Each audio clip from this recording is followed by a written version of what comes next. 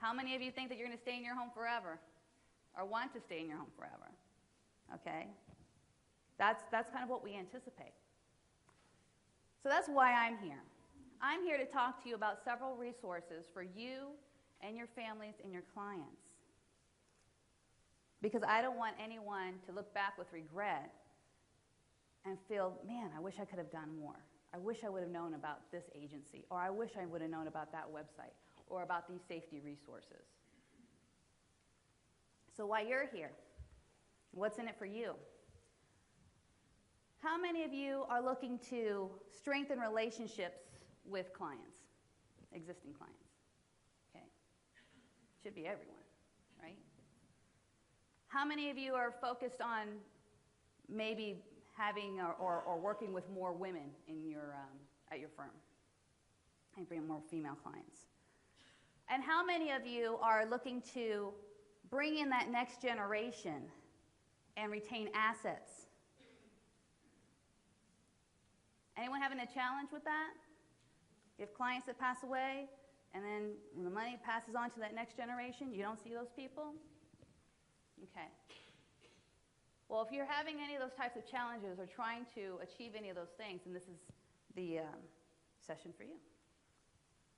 So I'm going to start off with some stats.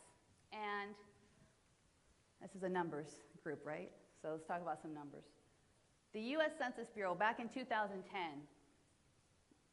found that there were 21 million senior citizens in the United States. And by 2030, they predict that there will be 38 million. So almost double, and that's just 15 years from now.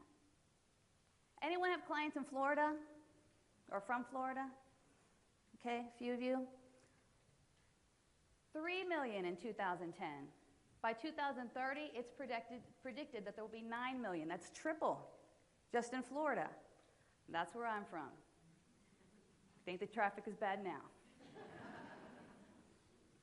But these are the numbers that you should be concerned with, these percentages. And this is through agingcare.com and AARP, who conducted surveys.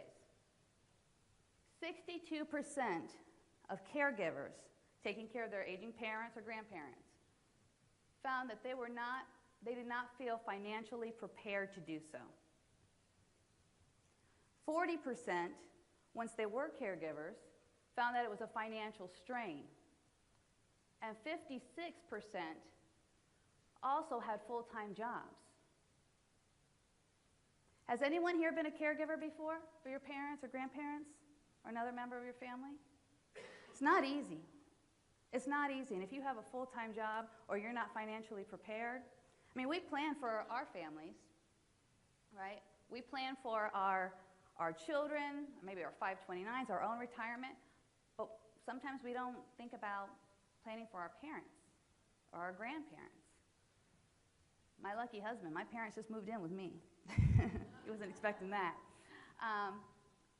So we're going to get into that and how to find out who the caregivers are in your book of business and maybe some of the people you're speaking to as prospects. Data gathering versus discovery. Anyone know the difference between those two things?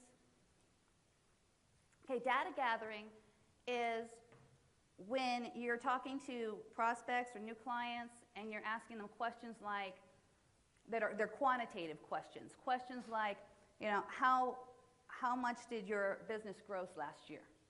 And they give you a number. A discovery question is a deeper dive.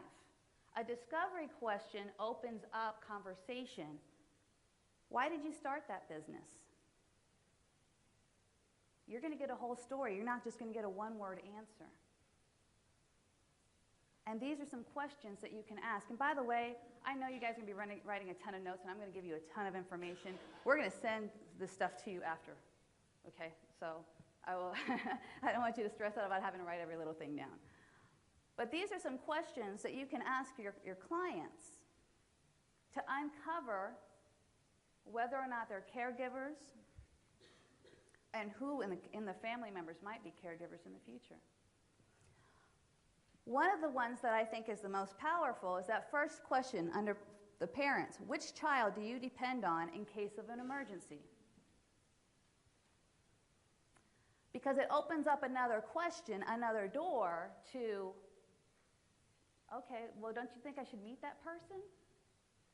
There's your entryway to that next generation.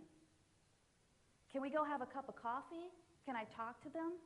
Because should something happen, I should know who that person is if I'm dealing with your finances. So where do you see yourself living in 10, 15, 20 years? That'll give you some insight to whether they want to stay at home. Who would be your primary caregiver?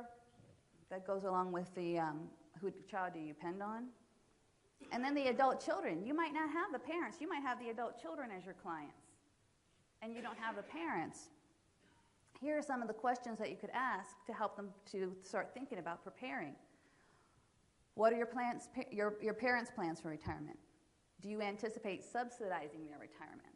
That's not a question we normally ask.